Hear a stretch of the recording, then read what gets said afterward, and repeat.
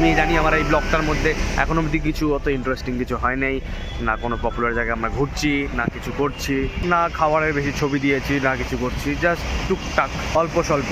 আমার পিছনে বিচ আর এর পিছনে হোটেল, কিন্তু যেটা আমি বলার চেষ্টা করছি সেটা হলো এই বিচের সাইডে বসে থাকলে সারাদিন তুমি বসে থাকতে পারো। মানে সকালে একটু গরম লাগবে হয়তো, কিন্তু তুমি তাও বসে থাকতে পারবে।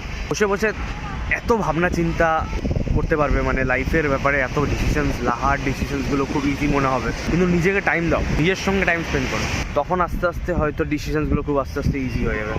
আমার পুরী আসার একদম ইচ্ছা ছিল না, ফ্যামিলি ট্রিপ আমি করতে চাই না, কিন্তু তাও আমি আসলাম। আর এসে একটা, আমি বলবো না খুব বেশি মজা এসছে, কিন্তু ভালো লাগলো, মানে একটা শান্তি পেলাম, বিশেষ করে এই বিচের সাইডে। তাও ক্রাউডেড না, মানে সকাল দিকটা ক্রাউডেড থাকে, যখন ক্রাউডেড থাকে না তখন এসে তুমি এগুলো জিনিস করতে পারো। বসে ভাবলে, একটু নিজের মতন থাকলে, ভালো ফটোগ্রাফি করতে চাইলে ফটোগ্রাফি করতে পারবে। কেউ যদি একা কিছু লিখতে চায়, এখানে এসে অনেক ব্রেনস্টর্মিং হবে, এত কিছু দেখার মতন আছে, এত লোক দেখার মতন আছে, তো একবারও বোর হবে না। আমার ট্রিপটা হয়তো কালকে শেষ হয়ে যাবে, তো কিন্তু আমি এই ট্রিপটার মধ্যে এটাই শিখলাম যে যখন সব কিছু শেষ হয়ে যায় তখন আবার নতুন করে কিছু না কিছু শুরু হয়।